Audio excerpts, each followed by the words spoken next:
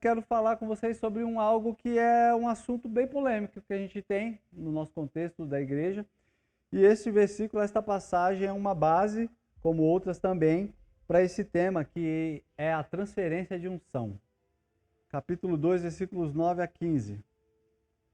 Assim que atravessaram, Elias propôs a Eliseu: pede-me o que queres que eu te faça, antes que seja levado para longe de ti.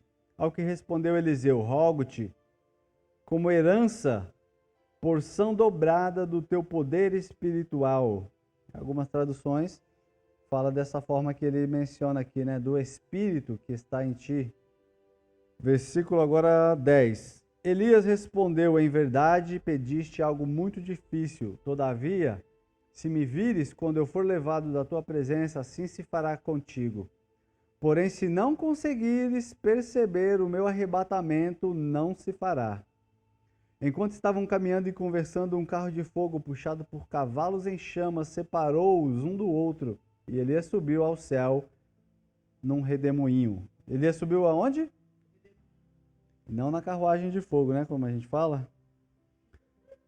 Versículo 12. Assim que viu tudo isso acontecendo, Eliseu gritou: Aba, meu mestre, meu pai, tu foste com os carros de guerra e os cavaleiros de Israel, e quando já não podia mais segui-lo com os olhos, Eliseu tomou as próprias vestes e as rasgou no meio.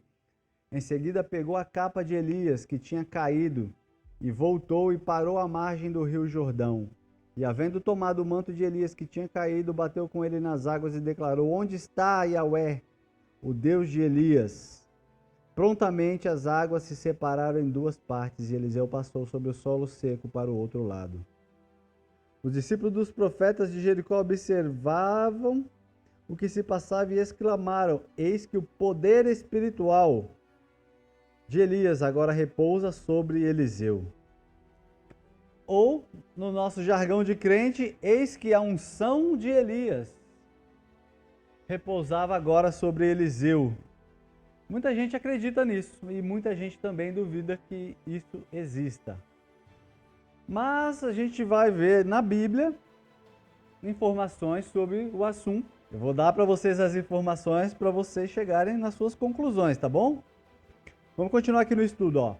Aqui, Eliseu tenta receber o mesmo poder ou unção de Elias para levar adiante o ministério profético do seu antecessor. O espírito energético ou poder que capacitava Elias a profetizar era o Espírito de Deus, que na época não era conhecido como Espírito Santo. Aqui é nítido que se Elias fazia o que ele fazia era no poder do Espírito Santo, que eles chamavam de Espírito de Deus, porque a pessoa do Espírito Santo não tinha sido revelada ainda, como foi por Jesus no Novo Testamento. Segundo Reis, então, aqui nesse texto que lemos, fornece um paralelo interessante entre o Antigo Testamento e o que aconteceu em Atos dos Apóstolos. Nota a semelhança do que aconteceu com Elias e com Cristo. Assim como Elias teve uma conversa com um discípulo dele, deixou ele preparado, deu a oportunidade de ele fazer um pedido e ele pediu a unção, o Espírito. Elias foi levado. Quando ele foi levado, o Espírito desceu no simbolismo da capa de Elias que caiu sobre ele, né? Com Cristo foi a mesma coisa. Jesus falou para os discípulos: ficam em Jerusalém até que venha o poder do alto. E aí, Cristo esteve com eles e Cristo foi elevado aos céus.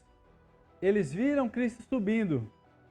E depois, enquanto os discípulos estavam obedecendo o que o Senhor tinha falado, o mesmo Espírito desceu sobre os discípulos. Então a gente vê essa figura, essa semelhança aqui no que aconteceu com Elias e Eliseu, do que aconteceu com Jesus e os apóstolos e os outros discípulos que estavam lá no cenáculo. 120 fiéis daquela multidão que receberam o Espírito Santo lá em Atos. Elias foi levado ao céu e Eliseu procurou a promessa de que receberia poder para levar adiante o ministério do seu mestre. Qual foi, queridos, a ordem que Jesus deu para os discípulos? Vocês vão receber o Espírito Santo. Para quê? para ser minhas testemunhas, para continuar o ministério de Jesus na terra. Assim como Eliseu recebeu o manto de Elias para continuar o ministério, vamos dizer, para dar seguimento no trabalho que Elias estava fazendo, que era profetizar ali naquele período, os discípulos receberam a mesma incumbência e capacitação através do Espírito para dar sequência no ministério de Cristo. Então, da mesma forma, os discípulos que aguardavam o cumprimento da promessa, e o Espírito Santo desceu para capacitá-los também a levar adiante a obra que Jesus começou. Isso existe, queridos? Isso existe na Bíblia, a transferência da unção? Aqui sim a gente entra nesse tema aí que é polêmico. Por quê? Porque no Antigo Testamento nós vemos alguns exemplos, também como Elias e Eliseu, ou como Moisés e Josué, onde o Espírito Santo realizava a impartição de unção de um homem sobre o outro. Isso que se refere ao que chamamos então dessa transferência de unção. Eu separei alguns textos para a gente ver aqui, queridos, o que a Bíblia diz sobre isso, tá? As manifestações de poder que aconteciam através de Elias passaram a acontecer através de Eliseu após a ministração, vamos dizer assim, após o manto, né? Vamos usar essa palavra que todo mundo gosta. O manto desceu. Depois que o manto desceu sobre Eliseu, ele já pegou a capa ali, enrolou ela e bateu no rio, abriu-se o rio. Então, foi automaticamente, se deduz que o que aconteceu para que Eliseu tivesse esse poder, essa unção, essa capacidade, foi que ele herdou o espírito profético, ou o espírito energético, como diz aí na apostila, que estava em Elias, ou unção. Qualquer termo desses, querido, a gente sabe ao que nós estamos se referindo, tá? E aí a gente tem algumas coisas para ler aqui. A Bíblia é muito clara em dizer que Josué, ele foi cheio do espírito de sabedoria porque Moisés tinha imposto as mãos sobre ele. Deuteronômio 34, versículo 9. Deuteronômio 34, 9 diz: Contudo, Josué, filho de Num, estava cheio do espírito de sabedoria, porque Moisés havia imposto as suas mãos sobre ele. E, portanto, os filhos de Israel lhe deram ouvidos e fizeram tudo conforme o Senhor ordenara a Moisés. A gente consegue ver uma coisa aqui, queridos. Princípio de tudo para isso aqui. Não importa quem acredita em transferência de unção, quem não acredita. O que a Bíblia mostra para a gente aqui é que esses homens que receberam a unção, que receberam o manto, que receberam o ministério, que assumiram o cajado dos seus mestres, fizeram isso para dar sequência no trabalho que estava sendo feito para Deus. Tanto Josué, quanto Eliseu, quanto os apóstolos, todas essas passagens, né? A passagem de Atos eu não citei aqui, mas é Atos 1, 8 em diante. Receberam para dar sequência a um ministério, a um trabalho que estava sendo feito por esses mestres. Olha a outra passagem que a gente encontra em Números 11. Essa aqui foi ideia do próprio Deus, querido. Então o Senhor respondeu a Moisés: reúne 70 sábios anciões de Israel, que tu sabes serem autoridades, e escribas entre o povo. Tu os levarás à tenda do encontro, onde permanecerão contigo. Eu descerei para falar contigo, e os abençoarei, tomando uma parte do Espírito que está em ti e colocando sobre eles. E assim levarão contigo toda a carga de responsabilidade em relação ao povo de Israel. E tu não o levarás mais sozinho. Deus teve uma ideia. Pegar um pouco do Espírito que estava em Moisés e dividir com quantos anciões? Só 70. Se você fosse dividir a sua unção, com quantas pessoas você consegue dividir? Para você não ficar sem, porque Moisés não podia ficar sem, né? Moisés tinha unção, queridos, para ele mais 70. Então, queridos, a gente vê mais uma vez aqui que Deus, qual era o intuito de Deus? Aliviar a carga que estava sobre Moisés, mesmo ele tendo muita unção. Pegou mais de 70 anciões, homens, né, de respeito, de liderança, que estavam aptos para assumir. Outra coisa que a gente enxerga nisso aqui, que isso não acontece, por exemplo, no culto, onde o abençoado enche a boca d'água e fala para o outro abençoado que está embaixo, fala, abre a boca e se prepara para receber unção, varão. Né? Isso não acontece desse jeito, tá? Não é assim. É por isso que muita gente ridiculariza esses movimentos. Porque não é isso que a gente vê na Bíblia. Eram homens preparados, escolhidos por Deus. Quem mandou Moisés ungir Josué foi Deus. Quem mandou Elias chamar Eliseu foi Deus. Quem mandou Moisés escolher esses homens aqui foi Deus. Jesus não precisa perguntar, né? Então, queridos, não é qualquer um. Eu creio, vou falar para vocês o que eu penso, que isso realmente acontece quando há um propósito de Deus, quando há também uma conexão ministerial entre esses homens, como por exemplo no discipulado. Um discípulo pode completamente receber a unção do líder. Porque primeiro ele anda com o líder, assim como Elias e Eliseu andaram, assim como Josué e Moisés andaram. Anda junto. Quem anda junto com o líder, querido, não tem como não receber. Não tem como. Esses dias eu estava lendo, né? Esse assunto chamou minha atenção, quando eu estava estudando a aula e fui ler. Aí eu li um livro. E aí o bispo, ele falava assim, se você quer pegar, né? Ele usou o termo pegar, parece ser um pouco um termo vulgar assim, né? Pegar a unção de alguém. Ele falou assim, você precisa se conectar com essas pessoas. Você precisa caminhar junto com essas pessoas. Se você não tem como andar ao lado dele, você ouve ele pregando. Ouve vídeos dele. Hoje em dia, né, no nosso caso, ele falou fita, mas isso é muito antigo. Ouve ele ministrando no YouTube. Assiste lá os vídeos dele. Leia os livros que ele leu. Você vai se conectar e se seu ministério tiver ligação com esse ministério dele, você estará apto como um discípulo que está aprendendo com um mestre a receber, talvez, esta porção do Espírito Santo para a sua vida, compatível com o que você vê na vida daquele homem. Porque quem dá é o Espírito Santo, querido. A Bíblia diz lá que era o Espírito Santo quem escolhia os dons que ele ia dar para cada um e ele distribuía conforme a vontade dele. Se for a vontade do Espírito Santo que você siga, primeiro, um sinal para você saber que porque se você já está se interessando por aquilo, é porque Deus está colocando no seu coração.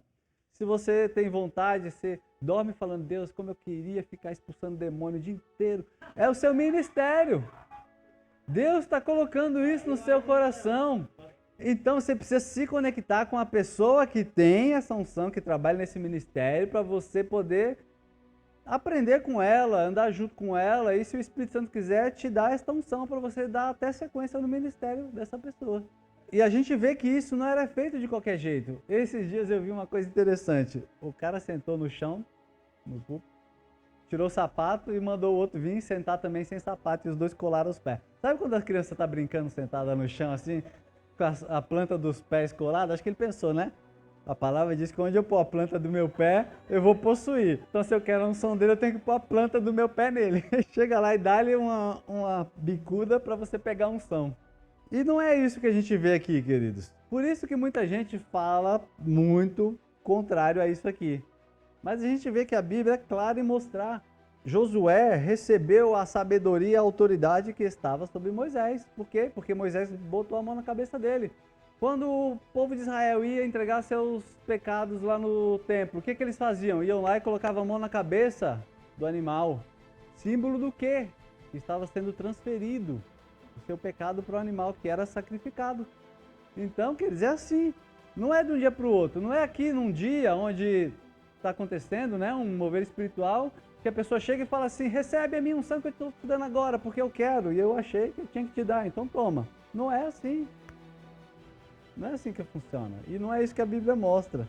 Antes disso, deixa eu falar aqui, ó. O próprio apóstolo Paulo, lá em Romanos 1, versículo 11, está escrito assim que ele queria ir visitar lá os romanos para que pudesse compartilhar com eles algum dom.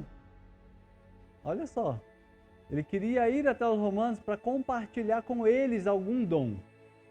Então, isso é claro, né, queridos? Quando a gente quer um dom, quando você quer, né, vou usar o termo unção porque é o que a gente entende mais fácil. Quando você quer uma unção, você precisa andar onde ela está. Você precisa andar onde ela está. Agora, vamos para os contras, né? Não poderia deixar sem o contra. E aí você se depara com a parábola das 10 virgens lá em Mateus 25. Agora, olha o que diz aqui no versículo 8 e 9. 25, versículo 8 e 9 diz assim: As insensatas recorreram às sábias, dai-nos um pouco do vosso azeite. O que elas queriam? O azeite é o símbolo do Espírito, né? Dai-nos um pouco do vosso azeite, porque as nossas lâmpadas estão se apagando. Porém as sábias responderam: Não podemos, pois assim faltará tanto para nós quanto para vós outras, porque não somos Moisés. Completando aqui na versão de Renato atualizadíssima. Ide, portanto, aos que vendem e comprai-o. Isso aqui mostra algumas coisas, né, gente? Primeiro, as preguiçosas queriam tudo de mão beijada. Ficaram lá dormindo, não se preocuparam antes, estava despreparado e depois queria, não, me dá aí. Deixa eu profetizar aqui, deixa eu fazer uns 2 milagres aqui, deixa. Depois eu te devolvo. Não é assim que funciona. E as outras disseram, senão vai faltar para nós e para vocês também. E o que é, talvez, que faz a diferença nesse caminhar junto, para você poder pegar esta unção, ou herdar esta unção como Eliseu? Talvez, queridos, aquilo ali você vai aprender com o seu mestre, você vai aprender com aquela pessoa que você admira, que exerce o ministério que você admira, e vai faltar somente uma coisa para você começar a atuar. É a chama, o foguinho. Né? Elas estavam com a lâmpada apagada, estava apagando. Ela falou, vai comprar azeite, porque a lâmpada elas tinham. E a lâmpada é um símbolo do ministério. O que faltava era o azeite, era o que fazia acender. Então, às vezes, você já tem o ministério, você não precisa querer o ministério de ninguém. E se você se interessa por ele, é porque você já tem. Só que você precisa se conectar com quem tem a chama, para ela acender você. Para você poder acender uma vela, geralmente o que você faz quando acaba a luz na sua casa? Você acende uma vela e você usa a vela que está acesa para acender outra vela. E Deus também faz isso. Ele diz assim, ninguém acende uma vela e coloca ela embaixo da cama. Coloca no lugar onde ela vai iluminar toda a casa. Ou vai compartilhar essa luz. Então, talvez, se você já tem o ministério, você já se interessa, eu quero essa minha unção, como eu dei o exemplo aqui, né, de quem tem essa linha de ministerial. É libertação, eu gosto de ficar lá com os demônios, eu gosto de ficar lá expulsando eles, eu não durmo pensando nisso. Então, querido, você precisa caminhar, ir lá, meus Itioca, agora Baeta lá, me ensina como é que faz o negócio. Por quê? Porque vai chegar um momento que você coloca 2 velinhas assim, uma do lado da outra, queridos. A chaminha dela tá lá, acendendo, tá acendendo. Essa daqui, ela tá fria por enquanto, ela chegou fria. Mas ela tá ficando ali perto. E com o passar do tempo, ela vai pegando, como chama, a temperatura, o calor dessa primeira aqui. Até o momento que ela acende também. E é isso que eu creio que acontece nessas passagens bíblicas aqui. Se Eliseu não fosse chamado para ser profeta e para fazer milagres, Deus não tinha mandado Elias ungir ele. Se Josué não fosse chamado para assumir o lugar de Moisés, e você acha que Deus iria escolher errado? Que se Moisés falasse, não, Deus, não vou dividir não. Essa unção é só minha, eu que paguei, não vou dividir. O ministério de Eliseu não ia acontecer e ele já tinha sido chamado. Deus só colocou ele do lado de Moisés, quanto colocou Eliseu do lado de Elias, para que eles pudessem ser ascendidos. E é isso que acontece com a gente. Então, pega isso daí para sua vida, queridos, e saiba que se você já se interessa em alguma área ministerial, você só precisa disso. Você só precisa deixar alguém acender essa chama em você. Porque às vezes você até tem. Às vezes você precisa ser um pouquinho lapidado, você precisa ser um pouquinho treinado, ter um pouquinho mais de maturidade para você poder exercer. Quando isso vier, isso vai vir através de quem? De um mestre que te ensine, que te corrija, que fala, não seja tão menino assim, isso aqui não precisa desse escândalo todo, faz assim, assim, assado. Não precisa a igreja inteira saber que você tem uma profecia para entregar ali pro irmão. Não é assim. Faz desse jeito, ele vai te ensinar. Porque ele já aprendeu o caminho. Ele já tem a experiência. Talvez ele já errou o que você não vai precisar errar. Então, ele vai passar isso para você. E você vai conseguir dar sequência na sua chamada. Amém, queridos? O que Eliseu queria, querido? Um pedido fácil. Eu quero fazer tudo que você fez em dobro. Elias, eu quero só ser o dobro de você. Eu quero fazer tudo que você fez em dobro. Elias teve 7 milagres registrados. E Eliseu fez, olha, ele abriu o Rio Jordão com a capa de Elias. Ele saneou a fonte das águas em Jericó. Ele não sei se isso pode chamar de um milagre, né? Mas ele amaldiçoou os jovens que chamaram ele de careca. E as ursas comeram os jovens. Ele providenciou água a 3 reis e seus exércitos. Ele multiplicou o azeite da viúva. Ele ressuscitou o filho da sunamita. Ele tirou a morte da panela envenenada. Ele fez a multiplicação dos 20 pães para 100 homens. Ele curou Naamã de lepra. Ele colocou a lepra de Naamã em Geazi. Ele fez flutuar o machado. Ele profetizou o fim da fome em Samaria, a qual também ficou livre da investida dos sírios, e ele devolveu para eles a visão. 13 milagres que Eliseu fez em vida, enquanto Elias fez 7 milagres. E aí, para a gente saber que realmente foi a porção dobrada, depois de morto, Eliseu ainda fez mais um milagre, quando o povo estava vindo guerrear mais uma vez contra Israel, os homens estavam indo fazer um enterro.